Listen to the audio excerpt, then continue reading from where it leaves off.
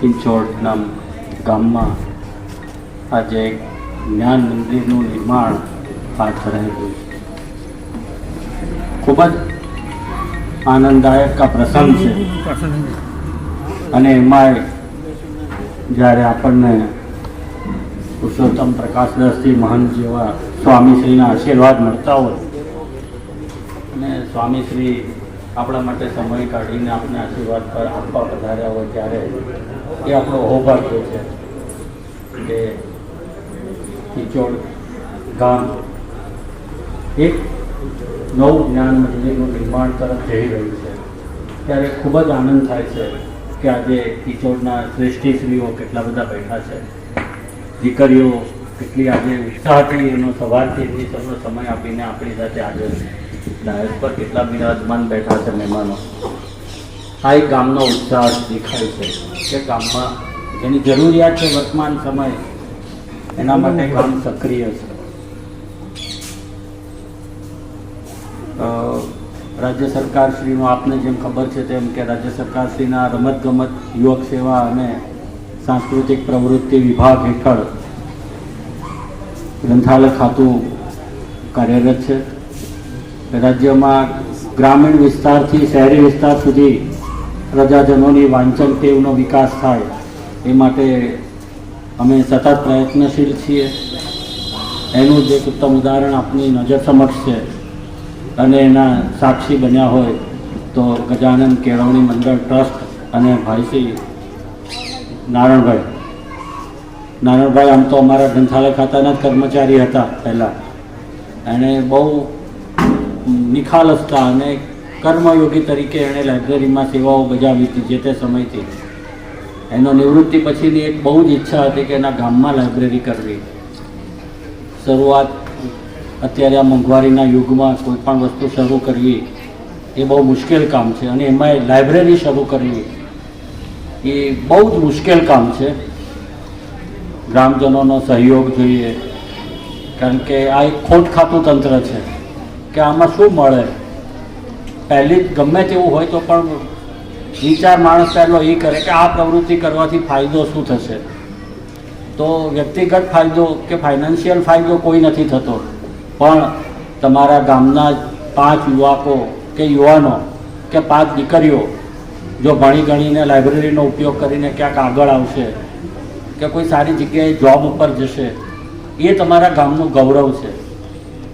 એ એણે બીડું ઝડપ્યું હતું કે સાહેબ મારે મારા ગામમાં કરવી છે લાઇબ્રેરી, તો પૈસા તો નથી, તો અમે એને માન્યતા, મેં કહ્યું ચાલો હું તમને માન્યતા આપું છું, તમે લાઇબ્રેરી ચલાવો. તો જે તે સમયે સરકારશ્રીના નિયમ અનુસાર જે પણ ગ્રાન્ટ એને મળતી હતી એની ગ્રાન્ટમાંથી પુસ્તકો પણ અમે એમને મદદ કરી હતી કે પુસ્તકો અહીંથી લઈ જાઓ, ગ્રામજનો વાંચતા હોય તો. એનો હું આજે અભિમાન સાથે કહું છું કે અત્યાર સુધીમાં મારી ઓફિસમાં 50 વાર આવ્યા છે તમારા ગામની લાઇબ્રેરી માટે. કોઈને પોતાનો અંગત સમય બગાડી અને આવી રીતના આવવું એ અનુકૂળ ન લાગે. અને જેટલી વાર આવ્યા હશે એટલી વાર ગ્રામજનો માટે થઈને એણે પુસ્તકો કગરીને મારી પાસે માગ્યા છે કે સાહેબ મારા ગામ માટે આજે એક પાર્સલ તો આપો જ, કે આજે હું ગાડી લઈને આવ્યો તો સાહેબ મારા ગામ માટે જરૂરી છે. હજી રિસેન્ટલી પરમ દિવસે મને આમંત્રણ આપવા આવ્યા હતા ત્યારે પણ એમનો આ જ એક ફોન હતો કે સાહેબ 2 પાર્સલ આપો ને, કાલે લોકાર્પણ કરવાનું છે તો સાહેબ મારા થોડા પુસ્તકો વધે. ખૂબ જ આનંદ થયો. એની એક આ દિલની ઈચ્છા હતી. પછી એણે એક પ્રપોઝલ મૂકી મને કે સર હું ગામમાં જમીન લઉં તો મને પૈસા મળી શકે. મેં કીધું તમે જમીન માટે પ્રયત્ન કરો, અમે તમારી સાથે છીએ. એણે ખૂબ જ મહેનત કરી. સરકારશ્રીમાંથી જ્યારે કોઈ પણ જમીન મંજૂર કરાવી નહીં આંખે પાણી આવે. એના ડોક્યુમેન્ટ્સ કેટલા તૈયાર કરવા પડે છે ત્યારે માન્ય કલેક્ટરશ્રી દ્વારા એની મંજૂરી મળતી હોય છે. બધા ડોક્યુમેન્ટ્સ એમણે તૈયાર કર્યા, કલેક્ટરશ્રીને કન્વિન્સ કર્યા અને ગામની વચ્ચે એમણે જમીન લીધી. પછી ફંડનો પ્રોબ્લેમ આવ્યો તો ગ્રંથાલય ખાતા દ્વારા અને ભારત સરકારશ્રીના રાજારામ મોહન રાય લાઇબ્રેરી ફાઉન્ડેશનની એક યોજના ચાલે છે. એમાં 25 લાખ રૂપિયા સુધી અમે એમને ગ્રાન્ટ આપી શકીએ. અને એની મહેનત અને એની ધગશ એટલી હતી કે જોઈને મારી પેનથી સહી થઈ ગઈ અને આજે એને 25 લાખ રૂપિયાની તમારી લાઇબ્રેરી માટે સહાય મળે છે. એક માણસ મહેનત કરે તો એનું પરિણામ તો એને મળે છે, એ આજે આપણે સાબિત જોયું છે. આપ સૌ ગ્રામજનો અહીંયા ઉપસ્થિત છો ત્યારે આ લાઇબ્રેરી છે ગ્રામ માટે બનેલી છે, નહીં કે એના નારાયણભાઈએ પોતાના માટે બનાવેલી છે. નારાયણભાઈની તો જવાબદારી પૂરી થઈ ગઈ.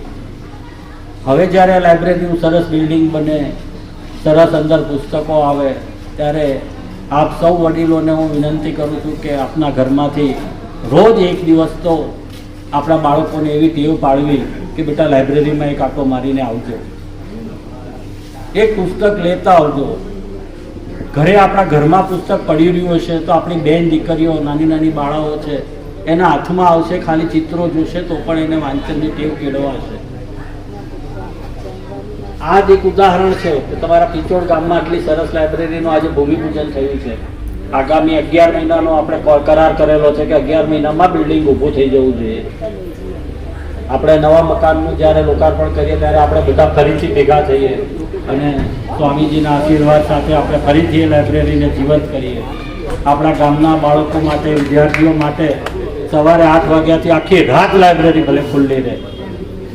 સરકારશ્રી દ્વારા એનું બધું આયોજન કરવામાં આવશે અને આપણા જ બાળકો આપણી લાઇબ્રેરીમાં બેસીને કેમ સ્પર્ધાત્મક પરીક્ષાની તૈયારીઓ ન કરે. આપણા ગામમાંથી કેમ 5 છોકરાઓ તલાટી, પીએસઆઈ કે પોલીસ ઇન્સ્પેક્ટર કેમ ના બને? આપણે 5 તો બની ગયા છે, એ આપણું એક ગૌરવ છે. આજે જાણીને આનંદ થયો કે લાઇબ્રેરી થોડીક નાની છે અત્યારે જે છે, પણ એની જે ભાવના હતી એ એણે મને કીધું કે અમે દીકરીઓને ઘરે ચોપડીઓ ઇસ્યુ કરી દઈએ છીએ કે દીકરીઓ ઘરે વાંચી શકે. ખૂબ જ આનંદ થયો કે એક નાની લાઇબ્રેરી પણ જીવંત લાઇબ્રેરી છે. આવી લાઇબ્રેરીમાં કલેક્ટરશ્રી પણ જ્યારે એની મુલાકાત લે, આવા સ્વામીશ્રીઓના પગરણ પડે તો એ આપણા માટે એક ધન્યતાની ઘડી છે. આવો આપણે બધા સાથે મળીએ, આ લાઇબ્રેરીનું નવું ભવન બને અને આ લાઇબ્રેરીનો એકદમ વિકાસ થાય, ગ્રામજનો એનો પૂરતો ઉપયોગ કરે. અને આગામી વર્ષોમાં અમારી રાજ્ય સરકારશ્રીની એક સ્કીમ ચાલે છે, બેસ્ટ લાઇબ્રેરી એવોર્ડ. તો આ લાઇબ્રેરી કેમ બેસ્ટ લાઇબ્રેરી એવોર્ડ ન જીતે? આપણે બધા સહિયારો પ્રયાસ કરીએ કે આપણા ગ્રામજનો માટેની આ લાઇબ્રેરી છે તો આપણે એને અત્યાધુનિક સુવિધાઓથી, નારાયણભાઈને હું અત્યારે પ્રોમિસ આપું છું કે એમને જે પણ સગવડો જોતી હશે એ રાજ્ય સરકારશ્રી દ્વારા પૂરી પાડવામાં આવશે. એમને કોમ્પ્યુટર જોતા હશે બાળકો માટે તો આપણે વ્યવસ્થા કરીશું કંઈક. તો ત્યાં આગળ ઈ બુક આપણે ચાલુ કરીએ. આપણા વિદ્યાર્થીઓને સ્પર્ધાત્મક પરીક્ષાની તૈયારી કરતા સાથે સાથે કોમ્પ્યુટર પર ઈ બુક્સ વાંચવી હોય તો ઈ બુક્સ પણ વાંચી શકશે. આગામી સમયમાં જ્યારે બિલ્ડિંગ આખું બની જશે ત્યારે આપણે, હું તમને જેન્ટલમેન પ્રોમિસ આપું છું કે હું જો રિટાયર્ડ નહીં થઈ ગયો, એ પહેલાં કામ પૂરું થઈ જશે તો આપણે ઈ બુક્સની સુવિધા અહીંયા ઊભી કરી આપીશું કે આપણા બાળકોને બેસીને ઈ બુક્સ વાંચી શકે. આજનું અને જે ભાઈની ઈચ્છા વધારે છે કે મારે મહિલા અને બાળ લાઇબ્રેરી પણ કરવી છે, એનો આશય એટલો છે કે થોડુંક ફંડ સરકારમાંથી અમને વધારે મળે તો અમે વધારે સારી રીતે ચલાવી શકીએ લાઇબ્રેરી.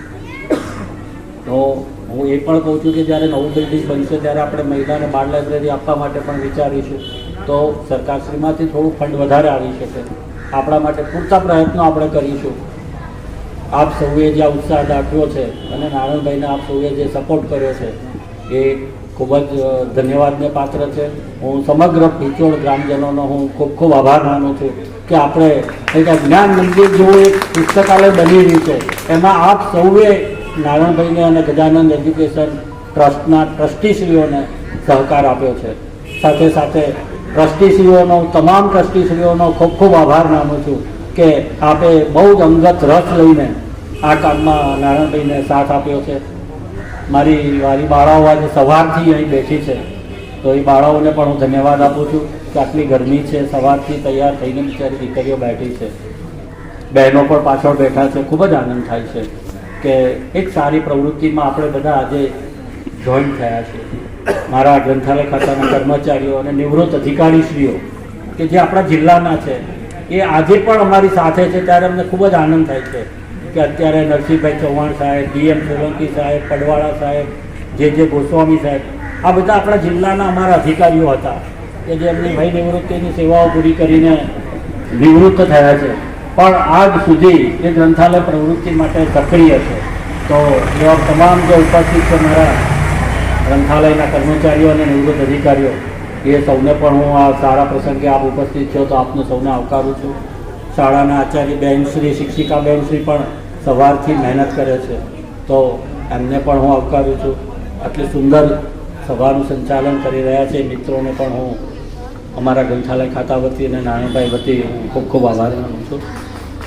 આપ સૌનો સાથ અને સહકાર મળશે તો આ ગામનું ગ્રંથાલય દીપી ઉઠશે એ હું ચોક્કસ કહું છું. અને રાજ્ય સરકારશ્રી દ્વારા આપને જેટલી પણ જરૂરિયાત હશે ગ્રંથાલય માટે એ આપવાની હું આજે ખાતરી આપું છું.